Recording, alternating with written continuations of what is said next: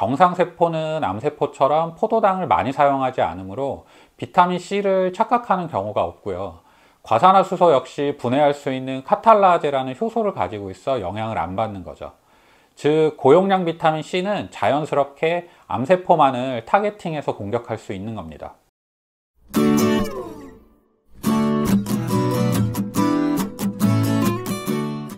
안녕하세요. 닥터 이재순의 암과 면역 이야기입니다. 오늘은 고용량 비타민C 치료에 대해 전체적으로 정리해보는 시간을 갖도록 하겠습니다. 우선 비타민C란 오렌지, 레몬 등에 풍부한 수용성 비타민입니다. 우리 몸에서 콜라겐을 합성하고 세포에서 에너지 대사의 조효소로 사용되죠. 체내에서는 합성이 불가능하므로 외부에서 반드시 섭취를 해야 하고요. 비타민C는 영어로 아스코빅 애시드, 아스코르브산이라고 하는데, 이 이름은 항궤혈병성 인자라는 명칭에서 유래되었다고 합니다. 오래전 라임이나 레몬 등 새콤한 과일에 궤혈병을 예방하는 물질이 들어있을 거라 생각을 하고 이름을 정한 거죠. 이러한 비타민C는 포도당과 매우 유사한 특징적인 오각형 구조로 이루어져 있습니다. 재밌는 사실은 대부분의 동물과 식물은 세포 내에서 이 포도당을 비타민C로 바꿀 수 있는데, 인간과 원숭이 등 일부 동물만이 자체 합성을 할 수 없다고 하죠. 이런 구조적 특징이 앞으로 말씀드릴 비타민C의 항암 기전에 매우 중요한 요소라고 할 수 있습니다. 비타민C의 항암 기전은 크게 4가지 정도로 생각할 수 있습니다. 일반적인 면역 관련 기전 2가지와 고용량 비타민C 치료에서 나타나는 직접적인 항암 기전 2가지로 구분되죠. 첫 번째로 비타민C는 콜라겐을 합성하여 암세포를 억제하는 효과가 있습니다. 암세포는 우리 몸의 정상 조직에 침범하여 빠르게 자라나야 하기 때문에 정상 조직의 결합을 느슨하게 만드는 특성이 있습니다. 암세포는 히알루로니다제라는 효소를 분비해서요, 정상 조직 간의 결합을 느슨하게 만드는 거죠. 하지만 비타민C는 콜라겐을 합성해서 조직 간의 결합을 오히려 강화시키는 효과가 있어 암세포의 성장을 억제할 수 있습니다. 즉, 암세포가 자라기 위해서 정상 조직을 느슨하게 하려는 특성을 비타민C가 방해하는 거죠.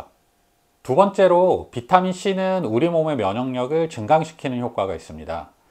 우리 몸의 면역을 담당하는 백혈구 중에 특히 암세포를 잡아먹을 수 있는 호중구나 NK세포의 포식작용을 활성화시킬 수 있죠. 이처럼 증가된 면역력이 암세포를 공격하기 때문에 항암 효과가 있다고 할 수 있습니다. 방금 말씀드린 2가지 기전은 일반적인 효과로 저용량 비타민C를 맞거나 경구용으로 비타민C를 섭취할 때도 기대할 수 있는 효과라고 할 수 있습니다. 반면 지금부터 말씀드릴 2가지 기전은 오직 고용량 비타민C에서만 나타나는 기전으로 경구 섭취 시에는 기대하기 어려운 효과이고요. 세 번째 기전은 비타민C의 구조적 특징 때문에 나타나는 효과입니다. 앞서 비타민C는 포도당과 유사한 오각형 구조를 가지고 있다고 말씀드렸는데, 어느 정도로 유사하냐면 비타민C 주사를 혈관 주사로 맞고 간이 혈당계를 통해 혈당을 측정하면 혈당 수치가 엄청 높아지는 것을 확인할 수 있습니다. 이것은 당이 올라간 게 아니라 간이 혈당계가 비타민C와 포도당을 구분하지 못해 주사로 투여된 비타민C를 포도당이라고 인식해서 나타나는 현상입니다. 이처럼 비타민C는 구조적으로 포도당과 매우 흡사하다고 할 수 있는 거죠. 암세포는 그 특성상 빠르게 분열을 해야 하므로 많은 에너지를 필요로 하고, 이러한 에너지원으로 포도당을 사용하게 됩니다. 따라서 암세포 표면에는 이러한 포도당을 빠르게 받아들이기 위한 통로가 많이 분포되어 있는 거죠. 우리 몸에 비타민C가 많이 들어가게 되면 산화작용이 일어나게 되고요. 이 과정에서 비타민C가 DHA라는 형태로 변하게 되는데, 암세포는 이 물질을 포도당이라고 착각을 하게 됩니다. 그래서 포도당 대신 비타민C가 변한 이 DHA를 암세포 표면에 있는 통로를 통해 내부로 가져오게 되고요. 암세포 내부로 들어온 이 DHA는 다시 몇 가지 변환 과정을 거치게 되는데, 이때 일어나는 화학적 작용이 암세포를 파괴시키는 거죠. 마지막 4번째 기전은 과산화수소를 통해 나타나게 됩니다. 다량의 비타민C는 대사 과정에서 세포 외부에 다량의 과산화수소를 만들게 되는데, 이 과산화수소는 보통 외부에서 침입한 바이러스나 암세포 등을 파괴시키는 효과가 있습니다. 정상적인 세포들은 세포 내에 카탈라제라는 효소를 가지고 있고요. 이 카탈라제라는 효소는 과산화수소를 분해할 수 있습니다. 하지만 암세포는 이 효소가 적기 때문에 과산화수소가 많아지게 되면 어쩔 수 없이 공격을 받아 파괴가 되는 거죠. 정리해보면 세 번째 기전은 암세포가 비타민 C를 그들의 에너지원인 포도당으로 착각을 해서 일어나고요. 네 번째 기전은 비타민 C가 만드는 다량의 과산화수소가 암세포를 파괴하는 겁니다. 재밌는 사실은 정상세포는 암세포처럼 포도당을 많이 사용하지 않으므로 비타민 C를 착각하는 경우가 없고요. 과산화수소 역시 분해할 수 있는 카탈라제라는 효소를 가지고 있어 영향을 안 받는 거죠. 즉 고용량 비타민 C는 자연스럽게 암세포만을 타겟팅해서 공격할 수 있는 겁니다. 그렇다면 이러한 비타민 C는 언제부터 암치료에 사용이 되었을까요? 1950년대 윌리엄 맥코믹이라는 사람이 비타민 C가 암을 예방하고 치료하는 데 있어 유용할 거라는 가설을 세웁니다. 그 근거는 비타민 C가 콜라겐을 합성하여 암세포가 퍼지는 것을 막아줄 거라는 거였죠. 이후 미국의 물리학자이자 노벨 화학상과 평화상을 받은 라이너스 폴링이 등장하게 됩니다. 이 라이너스 폴링은 비타민 C 초기 지지자였고요. 비타민 C가 심혈관 질환이나 인플루엔자 감염을 비롯해서 암도 치료할 수 있다고 믿었죠. 이 라이너스 폴링과 스코틀랜드의 외과 의사인 이완 카메론은 1976년에 100명의 말기암 환자에게 비타민 C를 10g씩 정맥 투여를 하게 되었고요.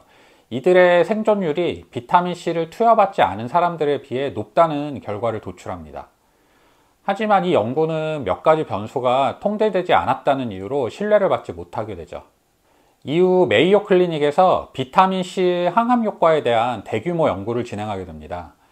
이 비타민 C를 투여받은 그룹과 그렇지 않은 그룹 간의 암치료 효과를 살펴본 연구인데 변수를 통제하고 매우 큰 규모로 연구를 시행하게 되죠. 그 결과 두 그룹 간에는 큰 차이가 없다는 결론에 도달하게 되고 비타민 C는 암치료에 효과가 없다는 결과를 발표하게 됩니다.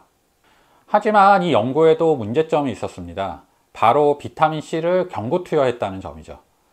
앞서 비타민 C의 항암 기전을 설명할 때 직접적인 항암 효과의 경우 고용량으로 비타민 C를 투여해야지만 나타난다고 말씀드렸습니다. 하지만 비타민 C는 경구 투여만으로는 고용량을 만들 수 없거든요.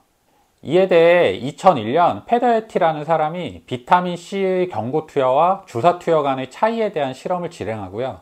결론적으로 두 방법 간에는 엄청난 약동학적 차이가 난다고 발표합니다. 경구로 비타민 C를 투여한 경우 일정 수치 이상으로는 혈중 농도가 올라가지 않는 거죠. 반면 정맥 투여의 경우에는 그렇지 않다는 것이 확인되었고요.